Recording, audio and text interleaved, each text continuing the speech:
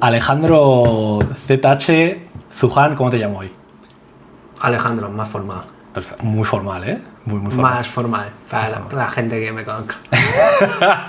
Hombre, te siguen 25.000 personas, no está mal, ¿eh? Tampoco. Sí, bueno, casi 29. Hostia, se lo tiene full trillado, ¿eh? No tiene sentido en los últimos meses en las redes sociales. Le han metido mucha caña, eso sí es verdad. Sí, bueno, sí. Hablaremos de eso también. Vale. Alejandro, entonces, Sí. a ver, yo te llamo Zuji porque yo te quiero mucho, Sí. pero eso es solo para... Para amigos. Eso es, efectivamente. Eso es. ¿Dónde naciste? Porque hay mucha gente que se piensa que naciste en Extremadura, no sé por qué... En Extremadura. Porque sí. Se piensa que naciste en China, pero no, efectivamente. Poca gente lo sabe, pero nací aquí y en un sitio donde menos te lo esperas. En Jerez de la Frontera. Es una locura, es una puta locura. Pero, o sea, quiero decir, ¿tu familia emigró aquí a España? Claro. Y fue a Jerez a vivir. Eso es. En plan, hace como 20 años, pues mis padres, mis abuelos tenían pues negocios ahí. Y luego, pues no desconozco el motivo de por qué se han querido mudarse todos a Madrid, pero yo nací ahí. Tú naciste hace relativamente poco, eres junior hasta hace muy pocos años, 2001, 2002. Tengo 24 ahora. 2001. Hasta el año pasado era junior. 2001. O 2001. Ya, pues eso, hace como cosa de 15 años, pues decidieron mudarse a Madrid. O sea, tú llegaste a Jerez de la Frontera, naciste en Jerez de la Frontera, ¿cuántos años estuviste allí? Hasta los 8, porque me acuerdo perfectamente, cuando cumplí los 8, me mandaron a China. Porque cuando tienes 9 años, ahí se empieza la primaria. Y fui a China para eso, en plan terminé primaria en China. O sea, fuiste a China con 8 o 9 años, Sí. Aquí estuviste en preescolar, digamos, Claro. y en los primeros años. Allí empezaste primaria con 9 años. ¿Cuántos años estuviste allí en China? 6 años. 6 es años. igual que aquí, o sea, la primaria es igual que aquí. ¿Y luego te volviste aquí a hacer la ESO o ya hiciste? La ESO. Empecé aquí de nuevo, la ESO, de hecho, ha sido complicado, los primeros años. El primer año diría. Porque claro, te vas ahí a 6 años, tal, se te olvida la mayoría de las cosas. O sea, era complicado, O sea, literalmente estaba como ahora mismo, o si me voy a Japón e intento hablar japonés. Bueno, es un poco más fácil, porque al final tengo algo de recuerdo de pequeño y tal, pero hay muchas cosas que se me olvidan. O sea, muchas palabras, tal, no podía formar una frase y he jodido.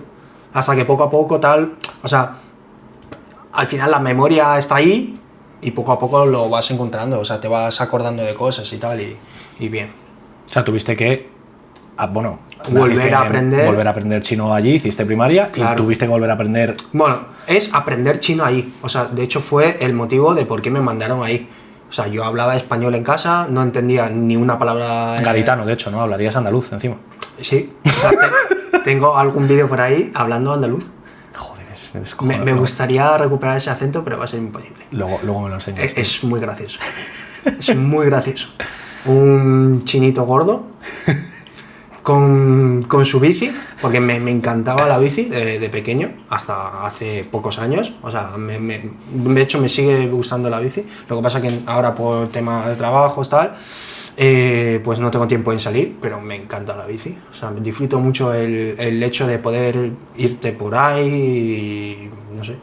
¿Qué educación, qué parte escolar te supuso, no te supuso, porque ahora me dices cuál fue la más complicada para ti, pero cuál te parece más complicada objetivamente? O sea, ¿qué instituto dirías que fue el más exigente o fue el que más esfuerzo te supuso? Intentando diferenciar un poco tu experiencia, tu dificultad con el idioma. Sin duda la uni, O sea, instituto, dices. Entre la parte de educación primaria en China Sí. y la parte de educación secundaria obligatoria con la vuelta aquí a España. No sabría decirte, y te digo por qué. Porque cuando fui a China, en principio era muy duro porque no entendía chino. Y ahí los niños empiezan ya entendiendo chino, teniendo una base. Y yo volví como si fuera un extranjero. Preescolar, sí, básicamente. Claro. Y los primeros años ahí fueron duros. Pero claro, eso luego pasa lo mismo al volver aquí, que es igual, o sea, es meterte al primero de la ESO sin saber nada. Era complicado. Lo único que se me daba bien fueron mates, que es lo mismo que China, y sacaba notazas. Pero el resto era horrible, o sea, lengua, historia, yo me acordaba que primer año lo suspendía todo. Hasta el segundo año que ya empiezo a recordarme cosas, en plan vocabularios y tal, y empecé a remontar. Pero quiero decir, los inicios de las dos etapas fueron igual de duros. O sea, date cuenta que empieza como desde cero. Pero de dificultad, te diría que chino, 100%. O sea, es mucho más complejo, hay muchísimo más cosas que estudiar. No es como aquí, o sea, aquí un libro es así. Ahí un libro es así. O sea, es una locura. Es una locura. A lo mejor un examen, aquí en un examen de, yo qué sé, como mucho te junta 3 temas y te tienen que estudiar 50 páginas, como mucho. Pues ahí cada examen de un tema son 100 páginas. Y encima estás comparando la educación secundaria obligatoria de aquí con la primaria de allí. Efectivamente. Y ahí la tema de educación son muy exigentes. Aquí vuelves a casa, a lo mejor tienes algún deber, o sea, algún ejercicio que hacer, pero ahí es una locura. Te mandan ellos papel, literalmente como si fuera un examen, de que tienes que rellenar o tienes que hacer cálculos, ¿qué tal? Todos los días tenías en cada asignatura 2 hojas mínimos. O sea, pongo en contexto, me fui a China 6 años y los 6 años he estado viviendo dentro del colegio. O sea, volvía el sábado por la mañana a casa y luego domingo por la tarde tenía que volver. O sea, de lunes a viernes dormía, comía, me aseaba, todo, dentro del propio colegio.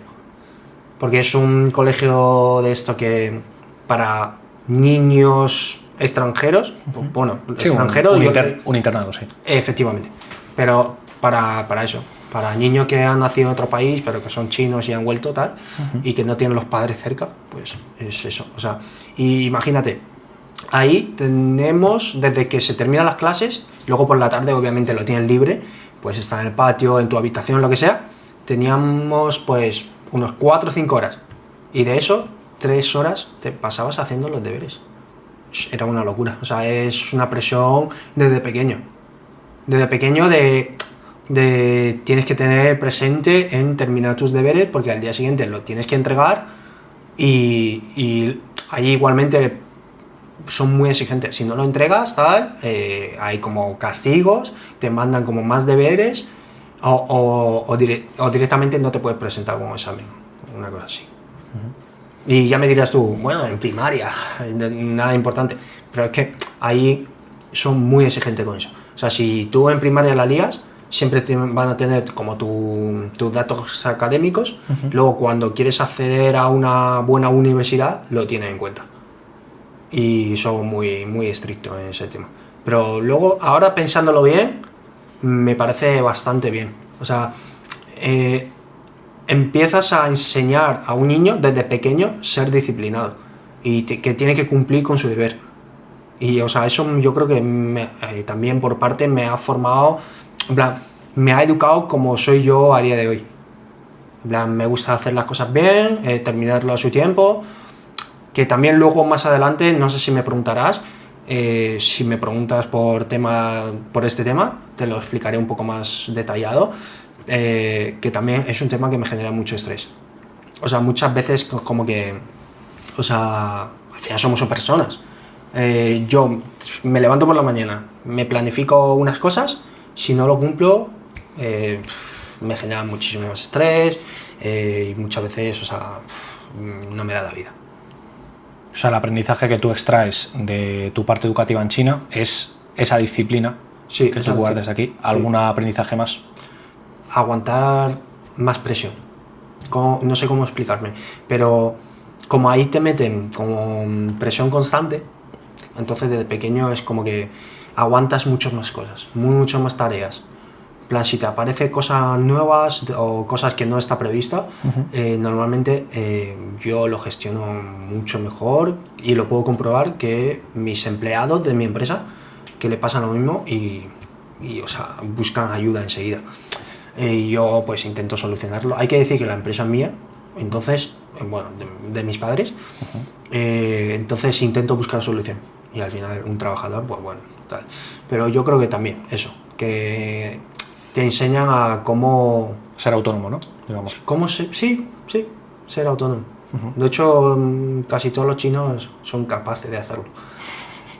Ahora, luego hablamos de esa parte un poco que a mí Vale. me parece muy interesante también, la parte más empresarial, digamos que me llama Sí. mucho la atención y cómo se liga mucho con la parte cultural. Yo creo que hay un arraigo o una sinergia entre la cultura del trabajo y la disciplina y porque aquí muchas familias chinas vieron una mina de oro en este país para hacer dinero y crear empresas, Sí. pero eso que ahora también te explicaré eso.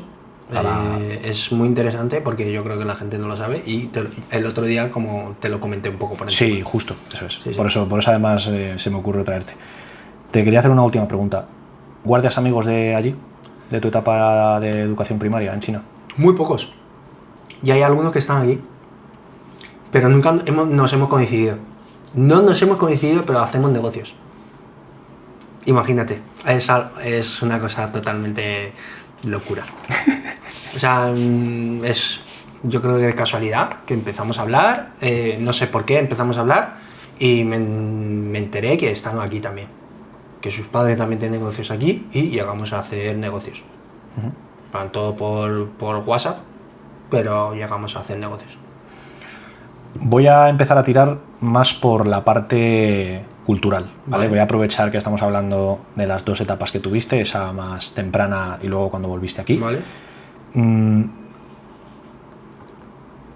¿Qué fue lo que más te llamó la atención cuando volviste aquí de España? ¿Qué diferencias más grandes ves culturalmente hablando, digamos? Culturalmente hablando, es que hay muchas cosas que van como años atrás que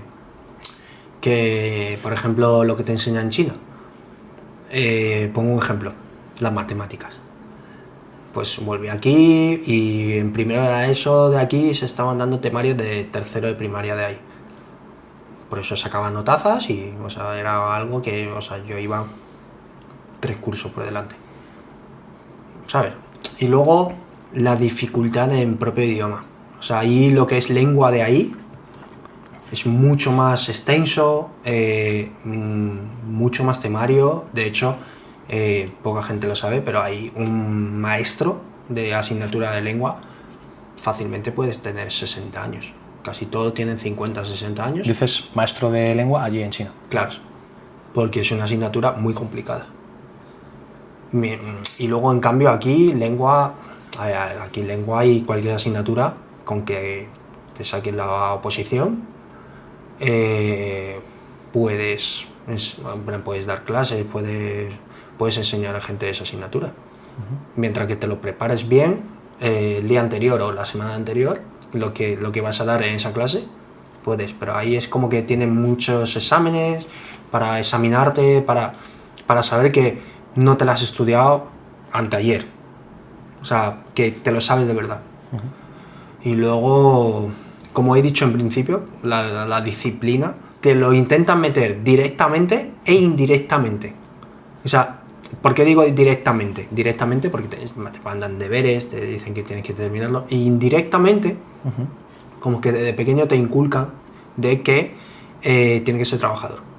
Trabajador, porque ahora tienes que terminar los deberes, pues en un futuro tienes que esforzarte a estudiar para encontrar un buen trabajo. Y si no, pues puedes acabar como tal. Y así indirectamente. O sea, es como la disciplina ahí, diría que va delante de todo lo que aprendes en lo que es cultura, lo que es cualquier asignatura. Luego aquí son mucho más flexibles. Quiero decir, un día no vas a clase, pues no pasa nada. 2 días no vas a clase, bueno, llamamos a tus padres, pero no pasa nada. Pero ahí es una locura. Ahí no podía faltar clases. No sé si es porque yo estaba en un colegio internado o en general, pero yo tengo entendido que sí, que en general son iguales, que no podía faltar clase, si no, a mí nunca me ha pasado como vivía dentro del colegio, pero también el otro tema es que como cada clase se enseña tanto, si te pierdes un día, pierdes un montón. Y aquí ya me dirás tú, cada clase, si el profe termina con 3 páginas, es un milagro. Y ahí van volando, ahí van volando. O sea, van volando, y algo que me extraña muchísimo es que aquí muchas veces, aunque el profe vaya, yo que sé, esa clase da 3 páginas, o sea, termina 3 páginas de contenido, muchas veces no te queda claro. Pues ahí es una locura de cómo lo hacen de cierta manera, de que a lo mejor te meten contenido de 20 páginas y eres capaz de entenderlo. Claro, toda esta estructura educativa influye mucho, que esto lo he hablado muchas veces contigo, ¿crees que influye mucho en la cultura del trabajo, ¿no? De la persona luego que se hace adulta? ¿Quién trabaja más horas? ¿Un trabajador chino o un trabajador español? Español. No te rías. Sí, yo me río porque me lo sé, pero... Un español por ley trabaja 40 horas. Pero ahí en China no hay ley. No hay ley. O sea, en el contrato no pone cuántas horas tienes que trabajar. Puedes trabajar 50 o puedes trabajar 20. El que termina antes se va a su casa y a lo mejor puede coger 5 días de vacaciones porque los primeros 2 días de la semana ha terminado todo su trabajo. Pero aquí es imposible. Yo te he escuchado una frase algún día, entrenando juntos, que 1 hora de un trabajador chino son 8 de un trabajador español. Son muy eficientes. En plan, tú nunca verás a un chino en el trabajo que se pega su horita de descanso para tomarse una cerveza, para fumarse 4 cigarros. No. Un chino es capaz de tirarse, si hace falta, 14 horas seguidas trabajando para terminar todas las tareas que tiene. Y es muy común porque yo veo muchos vídeos de China y tal, documentales. Hay literalmente empresas que a partir de jueves están vacíos. Solo se queda personal de guardia, pero están vacíos. No tiene nada que ver con principio de la semana, porque la gente ahí termino lo antes posible, me piro y estoy 4 días sin saber nada de trabajo. Es así, y es muy común. Pero aquí es diferente, o sea, aquí tienes que trabajar de lunes a viernes, 8 horas todos los días. Pues bueno, yo voy a trabajo, hago un poco así por encima, termino unas cuantas cosas. Si no me da tiempo, lo termino mañana. Total, me quedan otras 8 horas. Pero ahí es diferente. Ahí, si lo terminas, te vas a tu casa. Allí una persona con un salario más o menos promedio, un salario medio, sí. ¿Allí cómo vive? Tengo que decir que no estoy muy enterado del tema, pero tengo entendido que mal. Porque ahí también, o sea, sube mucho todas las cosas. El sueldo obviamente también sube. También depende de qué trabajo, ¿vale? Aquí un trabajador normal, digamos un camarero, puede vivir bien. O sea, puede vivir, no vivir bien, pero puede vivir. Puede tener su casita, sus comidas normales, o sea, no te mueres de hambre. Pero ahí es diferente. Hay un camarero en un camarero de lo más normal, a lo mejor con su sueldo en ciudades grandes, eso que nosotros te estoy hablando en ciudades grandes, en este caso Madrid con Pekín. Pekín, vale. ¿Vale? Pues ahí es imposible que un trabajador normal, un camarero, o sea, digamos un trabajador promedio, pueda alquilar un piso ahí, puede comprar puede comprar sus comidas al mes y que le sobre dinero. O incluso que le falte. O sea, es más posible que le falte a que le sobre. Y aquí un trabajador normal, lo más posible es que le sobre algo. 100 eurillos, pero son 100 euros. Porque aquí el sueldo promedio, más o menos, es de 1.200 euros, 1.300. Y al mes, alquilar en comida, no sé qué, como mucho te gastas 1.000. A no ser que te pegas una cena lujosa por ahí y te gastas otros 150. Pero en el normal siempre te va a quedar algo. si lo gestionas bien. Pero allí, aunque lo gestionas bien, porque ahí el sueldo promedio más o menos son 4.000 yuanes. Pero solo en alquilar un piso te puedes dejar 3.000 y algo. Y ya ni te cuento en comidas. Y ahí es muy común ahora los pisos compartidos. En China, en la ciudad de grande, es muy común los pisos compartidos. De 2 o incluso 3, 4 personas. Normalmente suele ser del mismo de compañero de trabajo. Pero es muy común. Aquí no es tan común. Aquí hay casos que sí, pero no es tan común, pero ahí es muy común. Y ahí la gente lo que suele hacer es ir a ciudades grandes, porque ganan más, obviamente en ciudades grandes tiene más sueldo y tal, ahorra un montón y luego vuelven a su ciudad de origen, a lo mejor, porque ahí lo llaman como ciudad de primera línea, ciudad de segunda línea y ciudad de tercera línea, y cuarta y quinta línea. Pues ciudades grandes como Pekín, Shanghai, los World Games que ahora se ha celebrado en Chengdu, son ciudades de primera línea. Pero luego hay ciudades más pequeñas que son de segunda, tercera, cuarta línea, no tiene nada que ver. A lo mejor una casa en una ciudad de cuarta línea puede costar 10 veces menos que una casa en primera línea. Lo que hace ahí la gente es trabajar mucho en ciudades grandes y luego vuelven a su sitio de origen y comprar una casita ahí fácilmente y vivir ahí en paz. Te iba a preguntar que está, o por lo menos lo que yo puedo observar, la cultura del trabajo muy ligada a la cultura del ahorro. ¿Sois personas culturalmente que trabajáis mucho para ahorrar mucho dinero por algún motivo? No. De hecho, esos son los chinos que están en España.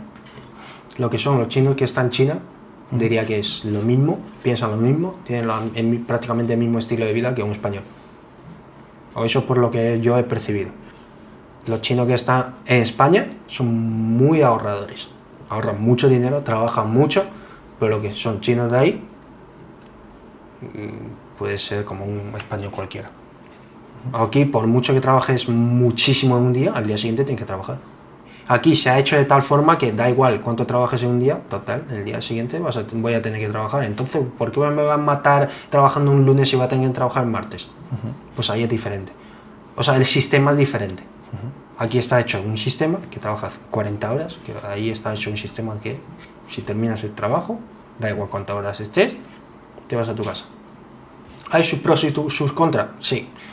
Porque ahí a lo mejor se te lía un trabajo y puedes trabajar 60 horas semanales.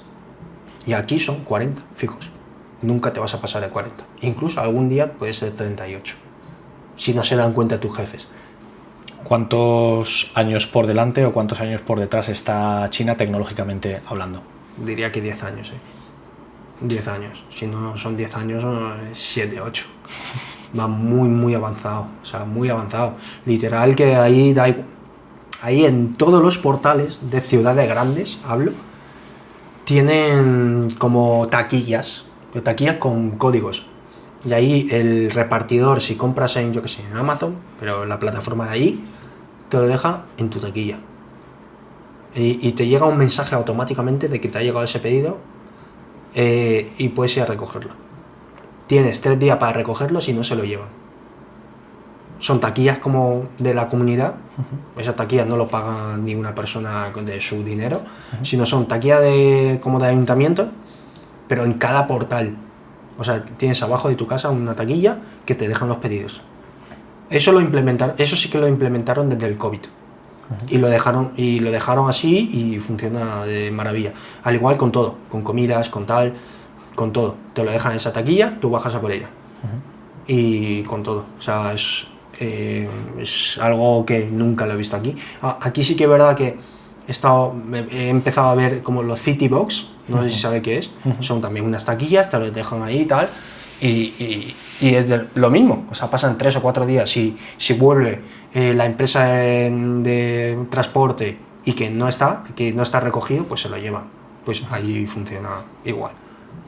Es que lo que alucino es con las grandes ciudades. Yo veo imágenes de Shanghai y de ¿Sí? Pekín y a mí me explota la cabeza. O sea, yo a nivel, pues, el skyline de Shanghai por la noche. Yo veo vídeos y a mí me explota la cabeza, parece una ciudad del futuro. Es que ahí lo que pasa es que ahí también hay mucha competencia en todo. en la aplicación de pedir comida, en la aplicación de taxis, en todo. Hay mucha competencia y hay mucha gente trabajando para todas las empresas. Entonces todo es mucho más rápido. No es como aquí, que pides comida y solo está el Globo, Uber y el Just Eat. Estos tres, ¿no? Creo que si no me confundo. Claro, y estos tres, al final son tres, no tienen mucha competencia, no tienen como presión como tal. Pero ahí sí, como digo, que es, los chinos, no sé si lo he dicho, pero los chinos son muy competitivos. Muy competitivos. Y en todas las empresas intenta ser más rápido. Intenta que sus establecimientos los restaurantes que trabajan con ellos se entregan lo antes posible. Porque ese restaurante, o sea, ahí es diferente porque aquí un restaurante trabaja con Globo, pues solo trabaja con Globo. O puede trabajar también con Uber, pero el propio restaurante elige. No, ahí no eligen. Ahí es el primer repartidor de que llegue se lleva ese pedido. O sea, ahí el repartidor, o sea, al igual que a un repartidor le puede saltar un mensaje de que este restaurante tiene un pedido para llegar a este sitio, aquí solo se le manda a la empresa elegido por el restaurante. Pero ahí no, ahí le salta a todas las empresas. Y todas las empresas mandan una petición a todos sus repartidores. Y ahí van como locos a por ese pedido. Y a lo mejor aquí un repartidor puede tardar 20 minutos en ir a recoger ese pedido, ahí en 2 minutos el pedido está saliendo. O sea, quiero decir, hay mucha competitividad, pero también eso beneficia mucho al cliente final. Le va a llegar mucho antes. Y muchas veces también mucho más barato, porque al ser competitivo cada empresa tiene un precio y cada vez ese precio se va bajando porque tiene una guerra con el precio o que alguna empresa quiere sorprender con el precio, pues cada día ese precio va bajando. Y a lo mejor muchas veces un coste de envío, como si aquí puede costar 2 euros en Uber, 3 euros, pues ahí te cuesta 20 céntimos por la competitividad que hay. Esto también influye en el deporte, entiendo que esa competitividad también se traslada muchísimo a la parte deportiva. Sí, muchísimo. Y además ahí lo que es el propio Estado paga mucho dinero por deportistas. No es como aquí. O sea, aquí te pagan algo, alguna beca, alguna ayuda, ¿de qué? De 500 euros. Pues ahí es una locura. Ahí en cada ciudad tienen como muchos centros asociados con el Estado. Con centros el equipo de alto rendimiento, ¿no? Sí, centros de alto rendimiento, pero que a lo mejor ese centro es privado, no es público, no es de nadie, pero que ahí tienen un negocio de eso. Aunque si un niño muy talentoso llega a un centro privado, lo que va a hacer ese centro privado es llamar al Estado y decir, oye, tengo aquí un niño, pero te lo vendo por tal. Me das un dinero y ese niño puede ser vuestro. Y puede competir con el país. Y el Estado lo paga. Paga mucho por ello. De hecho, puede llegar, o directamente puede llegar el Estado. Porque allí normalmente un niño cuando quiere entrar a ciertos sitios de alto rendimiento firma un contrato.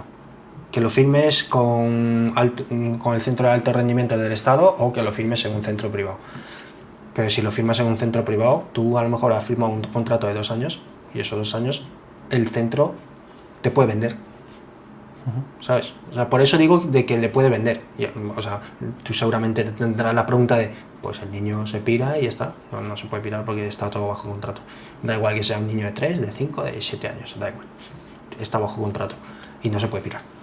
Ahí es como una empresa capta un talento que luego a lo mejor no es un talento y palman dinero ahí. Porque tú firmas el contrato y te pagan tus padres un dinero. Ahí no es como aquí los equipos de fútbol, tú pagas para estar en el equipo de fútbol, para entrenar, para jugar. No, ahí te pagan ellos para que tú estés entrenando ahí. Da igual cuántos años tengas y de lo pequeño que eres. Ahí es así, o sea, y luego llega al Estado y paga mucho. Puede llegar directamente a los padres del niño y decirle, oye, te pagamos 5.000 euros al mes, pero tu hijo tiene que entrenar con nosotros.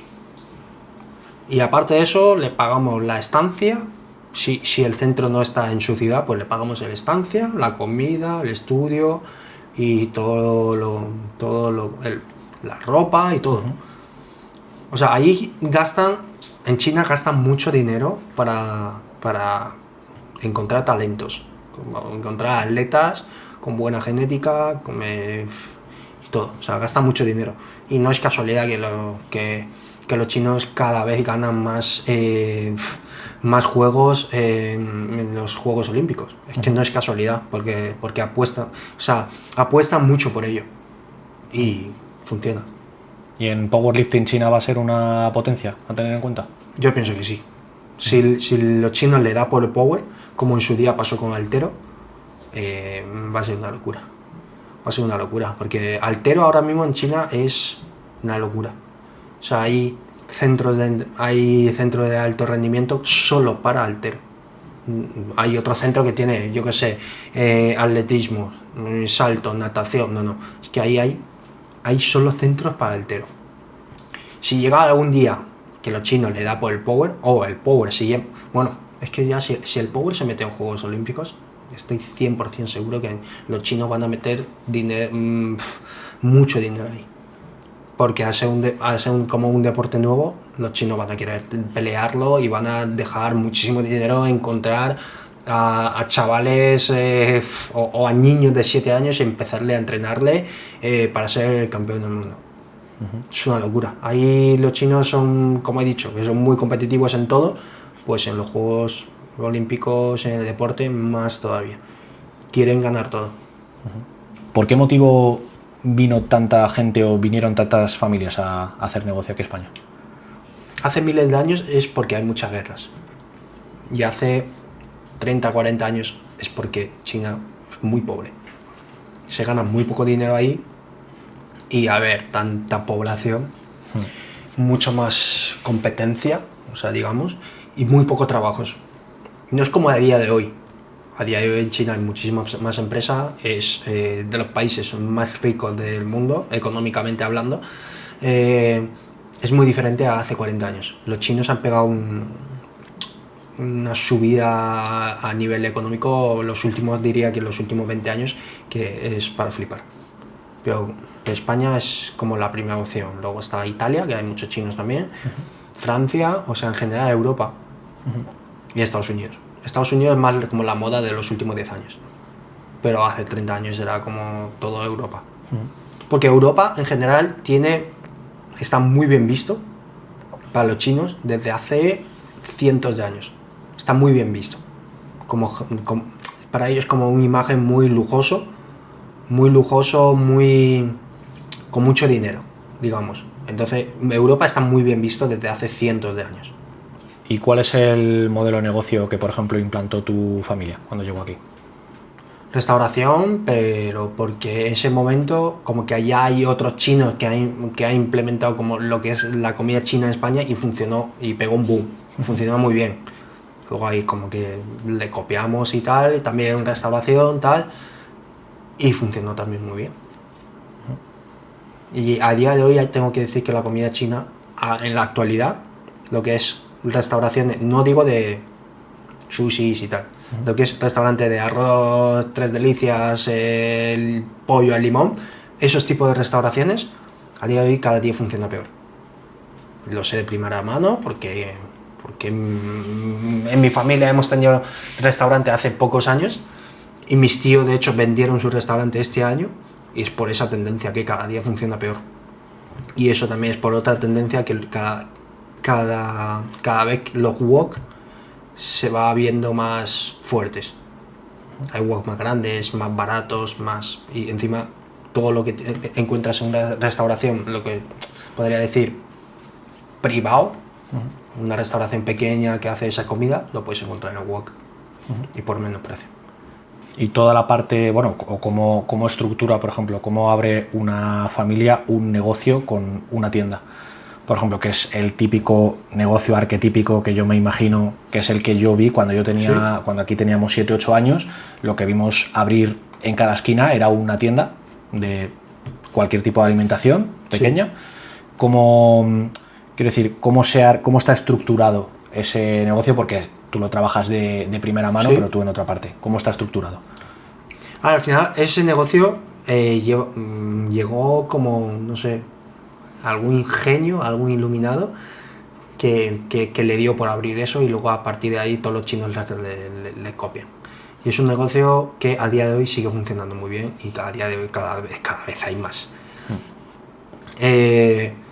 Al final es un negocio que los chinos han sido listos, que han aprovechado de los españoles, porque los españoles son vagos. Entonces los chinos han visto eso, han sido muy listos y han visto eso y han dicho, bueno, ya que los españoles son vagos, pues lo que vamos a hacer es abrir una tienda donde haya muchos edificios, muchas viviendas, porque son vagos. A lo mejor por una lata de cerveza no se van a ir al supermercado.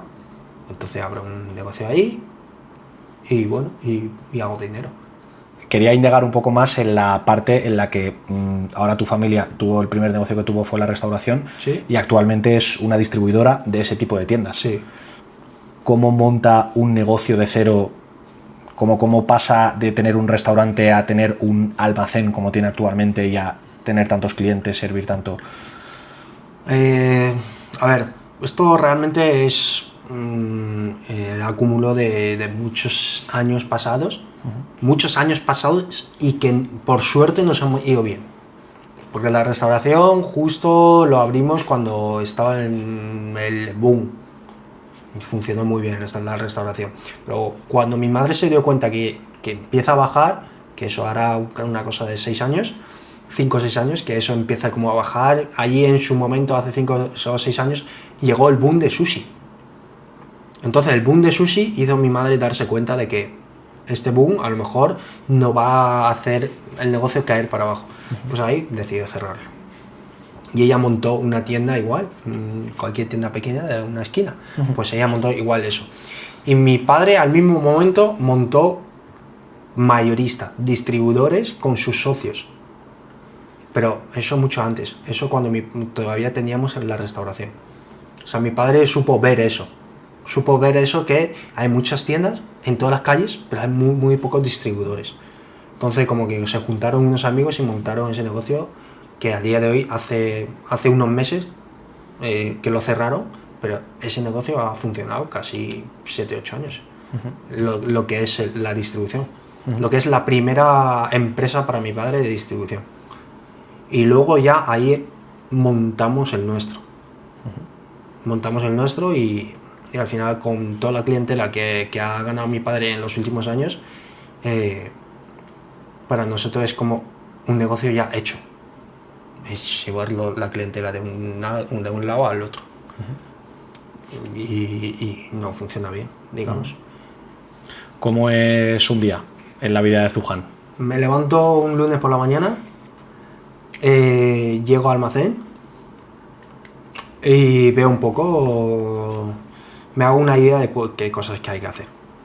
O sea, hay que reponer mercancía, que si hay muchos pedidos que hacer, y de la mercancía que me puede entrar hoy. Porque al final la mercancía que me entra en ese día no es fijo. Puede haber algo que sí que es fijo, pero muchas veces la mercancía, el mundo a nosotros nos entrega la mercancía con un tiempo estimado. Puede ser hoy o mañana. Pero claro, yo ya me tengo que hacer la idea de cuánto puede ser hoy, tengo hoy. Para poder distribuir un poco el tiempo, en plan, calcular un poco el tiempo y que mis trabajadores puedan hacer todo. ¿Cuál es la mercancía que movéis? Todo lo que ves en una tienda pequeña.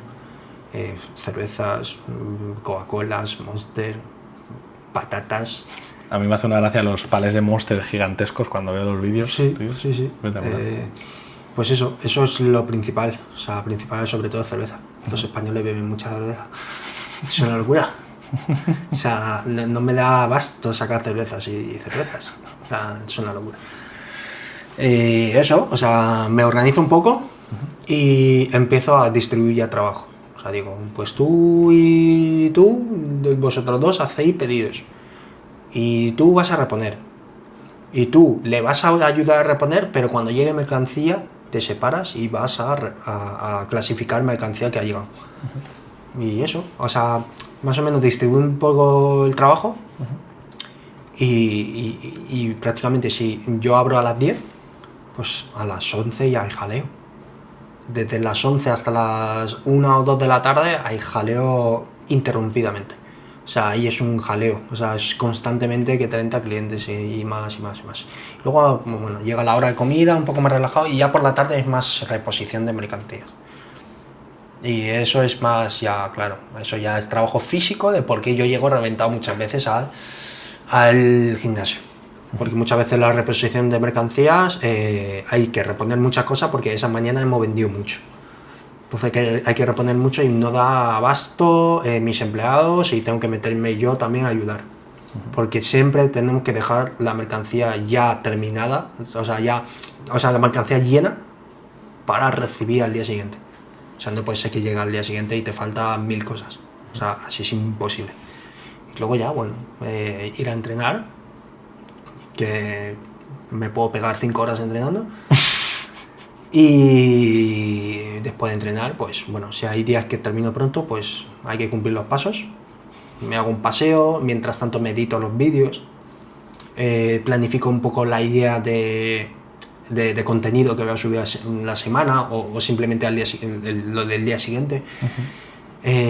Pensar un poco, hacerme un guión o pensar qué tomas que tengo que grabar esa hora y media de paseo. Y luego llegar a casa, cenar y muchas veces cenar, si tengo un poco más de tiempo, pues edito algún vídeo si no he terminado de editar.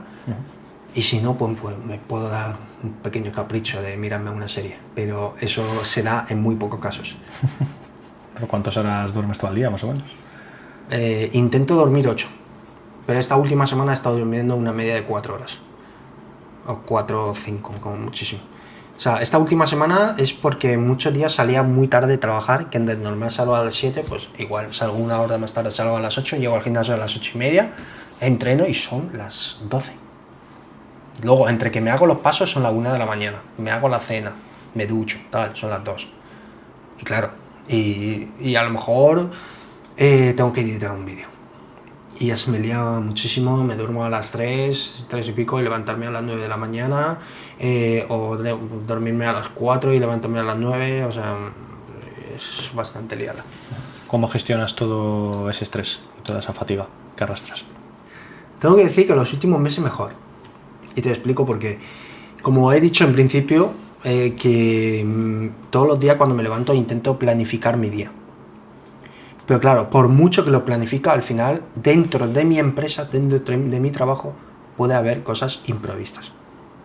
Que ahora venga un empleado mío, coge el torito y me vuelca un palé de 5 metros de altura. Claro, eso es un jaleo montado. Eso significa que los 6 o 7 personas que estamos ahí trabajando, tenemos que dejar, da igual qué cosas estamos haciendo, pero todos tenemos que dejar la cosa que estamos haciendo y ayudarle a recoger todo. Y esos son problemas que puede pasar y es frecuente. O que me llegue una tanda de mercancías con muchísimos palés, a lo mejor un tráiler, sin previo aviso. Allí también es un jaleo montado porque no lo tengo previsto. O sea, ya tengo repartido de trabajo y de repente me añades un trabajo y no es poco. Pues es un jaleo montado. Lo que es dentro de mi trabajo me genera muchísimo estrés porque te puede pasar cualquier cosa que es una locura. Que no solo en propio trabajo, sino también tema de competencias. De repente me entero que mi competencia ha bajado de precio de tal. Yo miro mi precio de entrada y digo, lo está vendiendo a mi precio de entrada. ¿Qué hago yo ahora? Y ahí es como otro trabajo nuevo, pero que no estaba previsto, que es llamar a proveedores y negociar precios. Y eso es que también al final tú dirás, pues es llamar. Sí, pero llamar mientras que tienes otra cosa que hacer, o sea, me generaba mucho estrés. Y bueno, eso hace unos meses que muchas veces es como que no lo aguanto. Muchas veces digo, esto ya está tal, ¿sabes? Y no lo aguanto hasta tal punto que normalmente dentro de trabajo no suelo explotar. No exploto, intento no explotar, no tener mala cara con los clientes, porque al final me dedico a ello y de un cliente puede llegar a otro, pues intento no explotar. Y luego, claro, yo me lo aguanto todo. Soy una persona que desde pequeño me aguanto todo. Y yo creo que también puede ser por mi etapa de estudiar en China, porque al final te das cuenta que yo paso el 80% del tiempo dentro del colegio. No tienes a ningún familiar, no tienes tal. ¿Tienes amigos? Sí, pero es que son amigos de ahí. En plan, que las conocí hace nada. Entonces, como que ahí aprendí a guardarme las cosas, a tragarme mierdas y quedármelo yo dentro. Pues yo creo que a raíz de ahí ya como que me guardo siempre, se me ha quedado lo de guardarme las cosas y no contarlo y solucionarlo yo por mi cuenta. Pues claro, muchas veces lo de la empresa hay que decir que poco se puede contar. O sea, pues se puede contar a tus amigos lo que está pasando en tu empresa. Hay poca cosa que contar, pero es que eso lo aplico en todo. En vida personal, en los entrenamientos, en el trabajo. O sea, al final son varias cosas de varios puntos que une en solo uno, que soy yo. Mucho estrés en mí, encima no lo cuento, no lo suelto. Yo intento cómo solucionarlo poco a poco, pero es que quito estrés de una parte y me lo añado a lo mejor de otra. Y eso nunca se termina. El nivel de estrés cada vez se iba aumentando más y más y más y más, hasta llegar a un punto que no aguantaba. O sea, de verdad que no dormía ni bien, explotaba a la mínima. Llegaba al gimnasio con la cabeza hecho un caos, que no podía ni concentrarme en algunas tiradas y tal, y era un problema para mí. También yo creo que el punto de reflexión ha sido con mi ex, porque yo le conocí cuando era un nini, o sea, cuando ni tenía la empresa. Entonces ahí es como que nada de estrés, tal. Y en los entrenamientos, pues ahí tampoco fallaba, ahí no tenía hernia, pues ahí es como libre de estrés, ¿sabes? Pues yo cuando la conocí, tal, así, y poco a poco, claro, digamos que mi nivel de estrés ha ido aumentando a tal, que nunca bajaba, que ha llegado un momento, hace unos meses, que bueno, que simplemente que yo tengo tanto estrés que tampoco se lo contaba a ella, y muchas veces, claro, aunque yo no estoy enfadado ni pagando, no estoy enfadado con ella, yo cuando tengo mucho estrés no me gusta hablar. Me callo porque sé que cuando abro la boca la lío, porque tengo muchísimo estrés, empiezo a soltar barbaridades, entonces yo me callo, soy una persona que yo me callo, no me hables, déjame un momento y luego ya tal. Pues claro, muchas veces eso le incomoda a ella de no saber qué ha hecho ella para hacerme sentirme así, pero realmente no es su culpa, es la culpa de mi estrés que he acumulado. Y como no me gusta contar las cosas desde bien pequeño, tampoco como que se lo cuento a ella. Me lo guardo todo y cada vez más. Bueno, y eso, pues no sé. También fue el motivo principal de que nos separamos, y a raíz de ahí, mira que mi ex me dijo muchísimas veces que tengo que ir a psicólogo, y yo siempre decía, no, a un psicólogo nunca voy a pisar en mi vida, que yo lo puedo gestionar, yo lo soluciono, y no lo podía solucionar. O sea, cada día iba peor eso, y hasta ese punto que digo, tengo que ir a psicólogo. O sea, todo el estrés que tengo, que está a raya, y que ella me ha dejado. O sea, eso ha sido una explosión en mí, y dije, tengo que ir a psicólogo. Y la verdad es que a raíz de eso sé gestionar mucho mejor lo que son mis emociones, contar mis problemas, que nunca lo hago, y ahora la verdad es que me está yendo muy bien contar con mis amigos, contar con familiar, las cosas que me está pasando. Simplemente el contarlo es como que ya me libera, ¿sabes? O sea, estoy aprendiendo mucho en gestión emocional, y también el ver las cosas desde fuera, no sentirlo tanto. Quiero decir, si antes me vuelca un palé un empleado, lo más posible es que me cabré y le echo la bronca de siglo. Pero ahora lo veo desde fuera. Digo, ha volcado un palé. ¿Para qué O sea, ¿de qué me sirve echarle la bronca ahora que el producto ya está volcado? Que hay que recogerlo igual. Que voy a perder 10 minutos en echarle la bronca. Entonces ahorro esos 10 minutos y llamo a gente para recogerlo. O sea, al final va a ser el mismo resultado y yo no me tengo que estresar tanto, no me tengo que enfadar tanto con él y él no se tiene que sentir como tan mal de que yo le haya echado la bronca. O sea, viéndolo desde fuera. Ahora he aprendido mucho en ver las cosas desde fuera.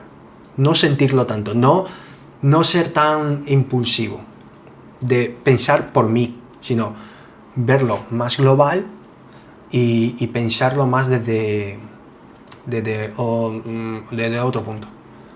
Y la verdad es que me está viniendo mucho mejor. De hecho, lo noto en todos los sentidos. En los entrenamientos, si te pongo un ejemplo, es que antes, si me sale una sesión nefasta o que me duela la lumbar, lo más posible es que me cabree, cojo, me piro a casa. Ahora lo pienso diferente. ¿Que no ha salido una sesión buena? Empiezo a analizar cuántas horas he dormido, cuánto he trabajado, he comido bien. Que no he hecho nada bien. Claro, ahí está. ¿Que me duele la lumbar? Vale, no he dormido bien, por eso me duele la lumbar. Pues vamos a seguir con otro ejercicio que no me duela. O simplemente no puedo hacer nada. Pues bueno, pues me voy a descansar. Es que antes me iba, o sea, me piraba del gimnasio, me iba a casa, pero me iba a casa no para descansar, para rayarme más. Pero ahora es irme a casa y a descansar, que es diferente.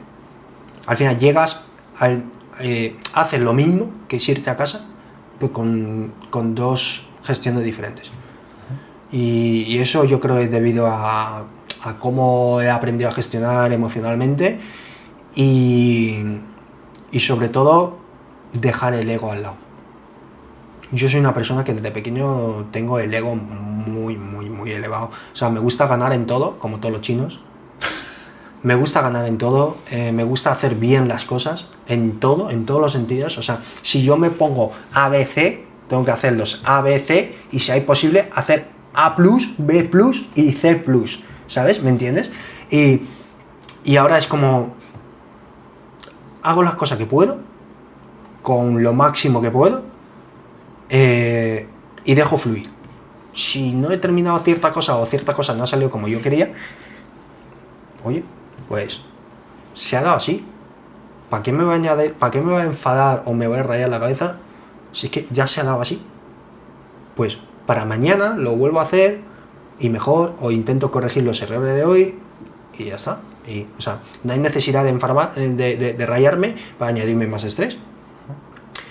Y con todo esto quiero decir que simplemente que he cambiado mucho la forma de pensar, el estar tan adentro ahora que estoy viéndolo desde fuera, pensar las cosas de otra manera y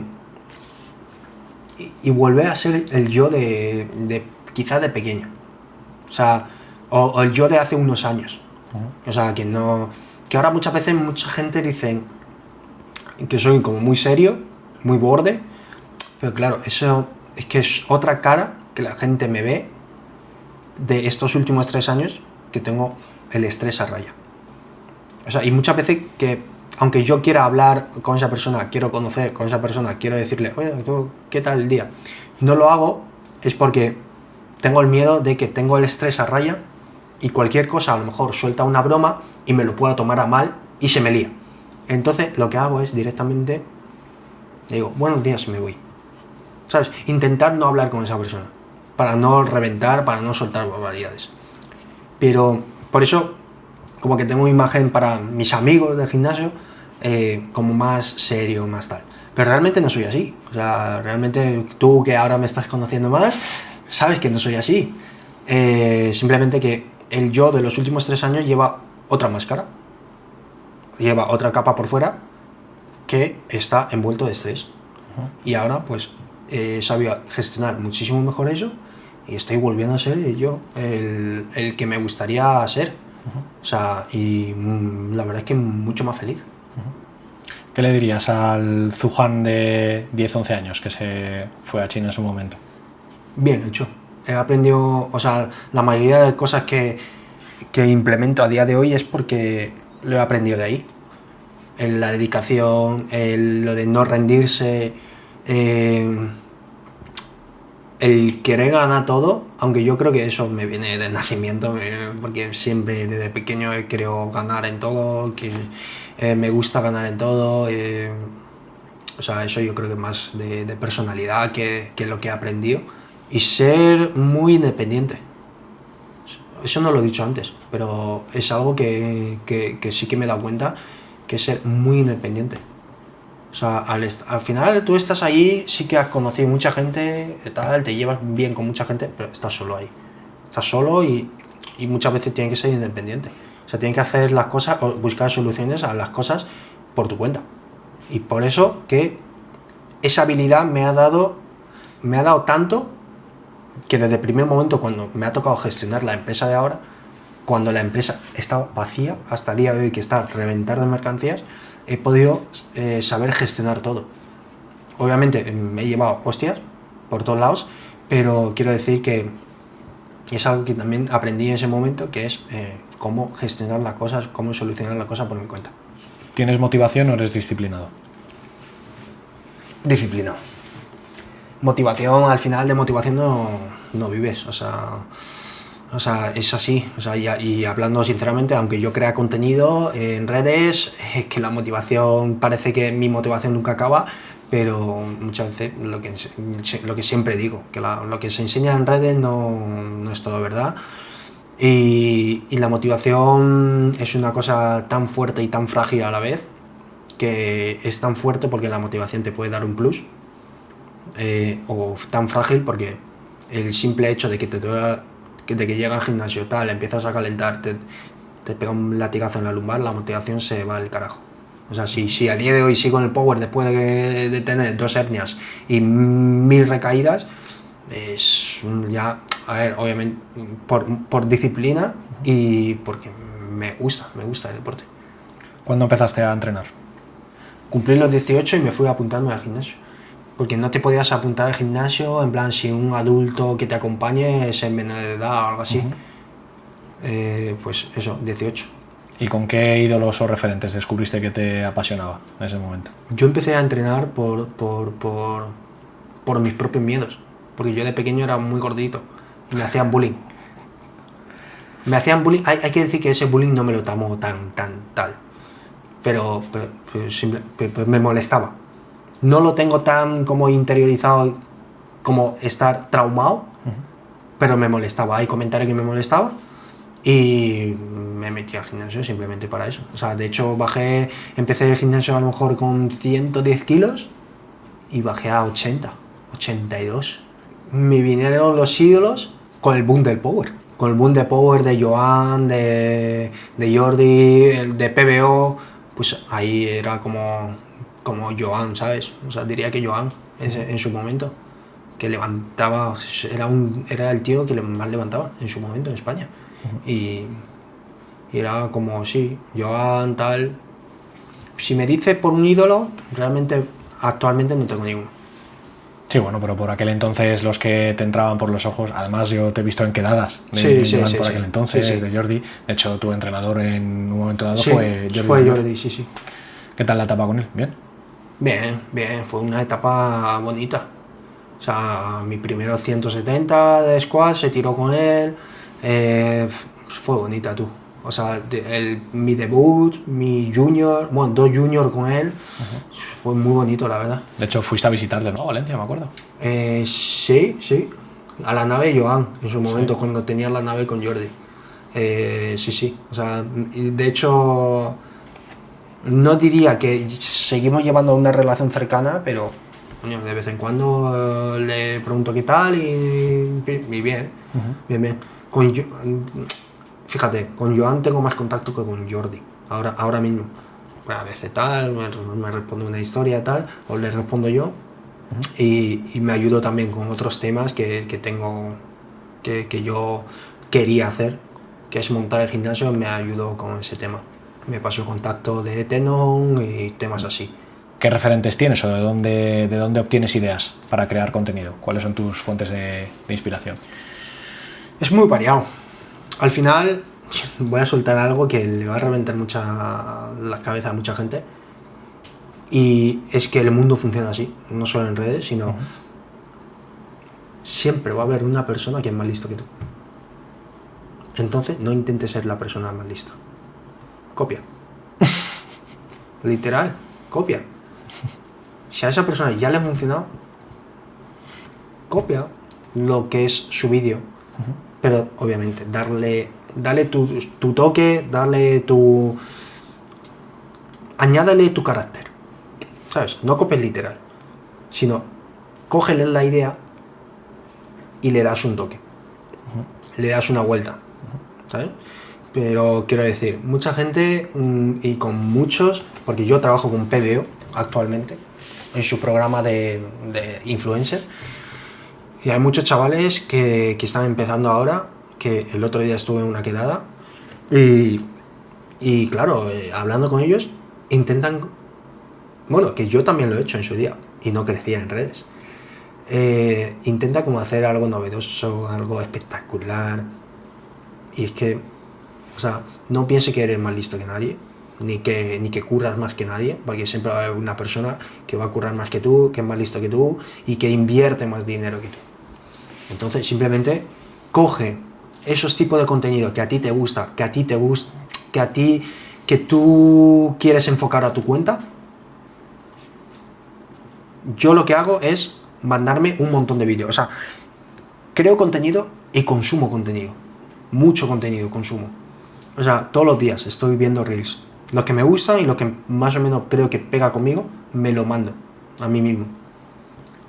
Llega al final del día, cuando estoy haciendo paseos, me miro todos esos vídeos que anteriormente me los había guardado. Y empiezo a hacer un mix de ideas. O cojo este vídeo, intento a ver cómo le puedo dar un toque, le puedo dar la vuelta y convertir en un vídeo mío. Con trabajos, con empresas, con todo. Siempre va a haber una persona más lista que tú. Cópiale, si a él le ha funcionado, cópialo, dale tu vuelta, dale una vuelta, dale tu estilo y a funcionar. Y obviamente a veces, por ejemplo, yo tengo un vídeo, creo que es el vídeo con más visitas de toda comunidad fitness española, que tiene 70 millones de visitas.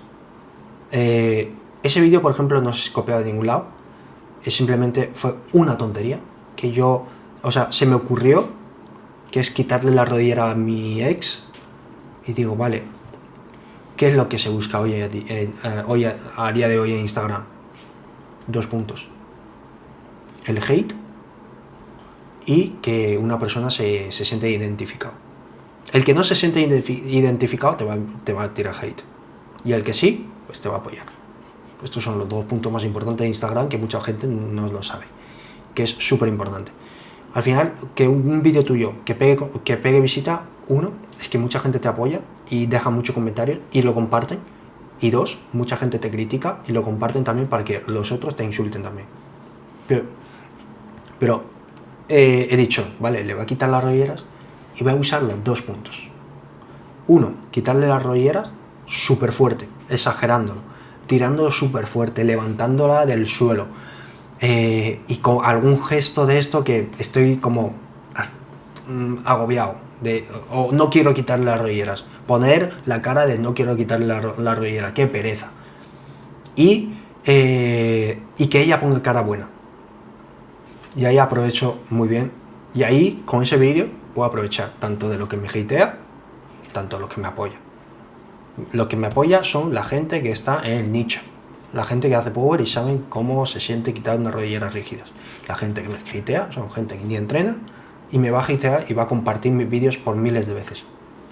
Y es un vídeo que, bueno, se me ocurrió y es un vídeo que no tiene sentido. O sea, yo creo que si no recuerdo, es que ya es un vídeo que ya no veo sus estadísticas, pero la última que miré era 70 millones de visitas. Yo creo que hasta eBay le cuesta llegar a eso. ¿Qué material utilizas para crear contenido? ¿Qué inversión has hecho? ¿Cuánto dinero has invertido en material? Y si puedes comentar aquí por si alguien tiene curiosidad. De hecho, yo diría que yo he crecido...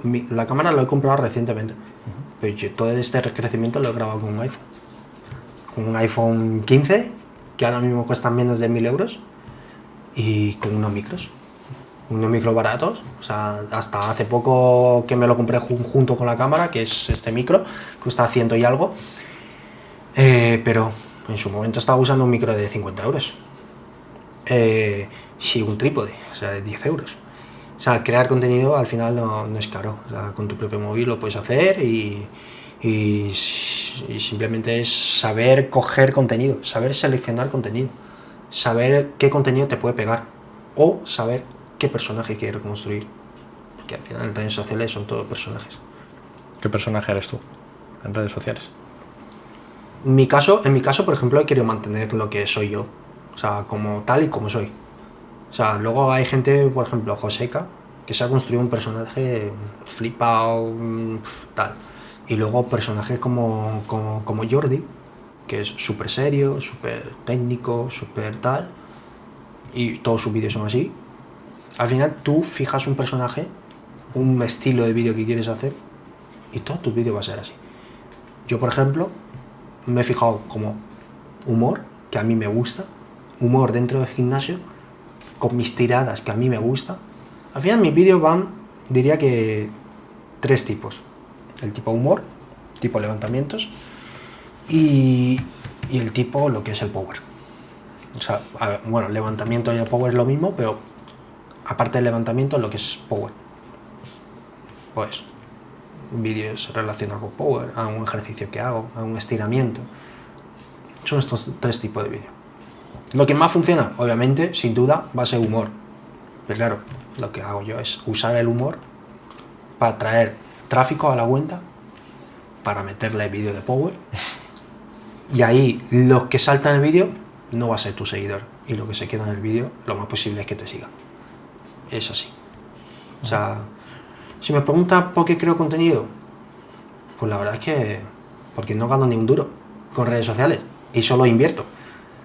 Me gusta grabar vídeos, o sea, siempre he sido una persona que me gusta grabar vídeos, me gusta hablar a la cámara, me gusta compartir. ¿Ves? Algo que hasta hace poco dije, no tiene sentido. ¿Por qué me gusta compartir tanto mi vida a la cámara y no cuento las cosas a mis amigos? Y me lo guardo yo dentro.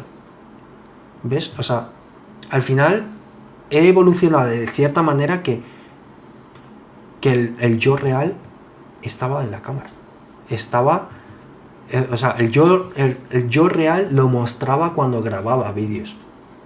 Y cuando no grababa vídeos en mi día a día, era el yo con una máscara. Una cosa de ti mismo que te encante. De no rendirme. De siempre querer ganar. ¿Y una cosa que detestes?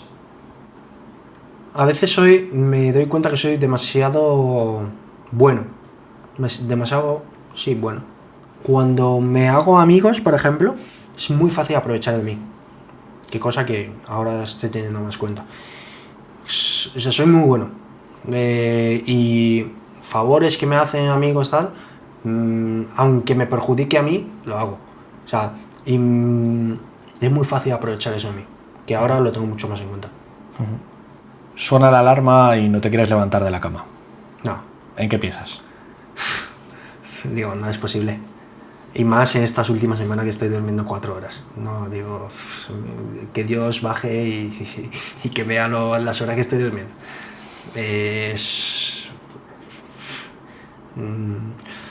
No pienso como la gente decir, qué coñazo, porque soy una persona que me gusta. O sea, no trabajo porque me gusta, a nadie le gusta trabajar, pero trabajo para un futuro mejor. O sea, no trabajo con ganas, no trabajo sin ganas. Es más que trabajo con muchas ganas, porque sé que es algo que me va a traer mucho beneficio al futuro. Pero también volvemos a lo mismo, que hace unos meses estaba tan obsesionado con el futuro, con el hacer dinero, con esa mentalidad china, digamos. Porque la mentalidad china de aquí, los chinos de aquí, ¿te acuerdas que antes te he dicho que los chinos de aquí es diferente que los chinos de tal? Los chinos vienen aquí para hacer mucho dinero y que dentro de 10 años puedan volver a China y no hacen nada. Eso es su mentalidad. Eso es la mentalidad de mis abuelos y de hecho mis padres no tanto. Mis padres ya tienen la vida hecha aquí. Y luego llega mi generación, que mi generación es la tercera, que ya cambia totalmente la cosa. Ahora ves a tiendas pequeñas de la calle que literalmente le ves chapao y te ponen un papel en folio que se van de vacaciones. Te ponen de tal día a tal día, nos vamos de vacaciones. Y eso era imposible hace 5 años que veas una cosa así. Y ahora este verano, o sea, es muy común. Porque muchas tiendas ya lo están empezando a llevar las terceras generaciones. Y las terceras generaciones, su idea no es volver a China, porque en China no tienen nada. No tienen han nacido aquí, no tienen amigos, no tienen nada en China. Lo que tienen es aquí. Han estudiado aquí, tienen amigos aquí, quieren hacer vidas aquí. Entonces la tercera generación está cambiando. Ya no trabajan tanto, que siguen siendo muy currantes, porque al final le han inculcado desde pequeños sus padres a ser así. Entonces siguen siendo muy currantes, pero ya no, ya de aquí para atrás, de hecho de aquí a lo mejor a 10 años, no verás un chino que trabaja 14 horas aquí en España. Es que me lo he apuntado aquí, además hay un proverbio chino antiguo que dice que el mejor momento para plantar un árbol fue ayer y sí, el segundo mejor momento para plantarlo es hoy. Totalmente. Pero claro, volvemos a lo del principio. Que yo soy de tercera generación, pero muchas veces, no sé si es por mis padres, por la educación que me han dado, que me hace pensar que tengo que trabajar mucho por el futuro. Y se me olvida el presente. Y es algo que a raíz de mi ex me ha hecho darme cuenta. Que estaba tan obsesionado de hacer dinero, de pasar estos últimos 3 años no he descansado ni un día. De hacer dinero y dejar directamente disfrutar el presente. Vivir todos los días como una rutina, como un robot. Y llegaba un momento que explotaba y me he dado cuenta que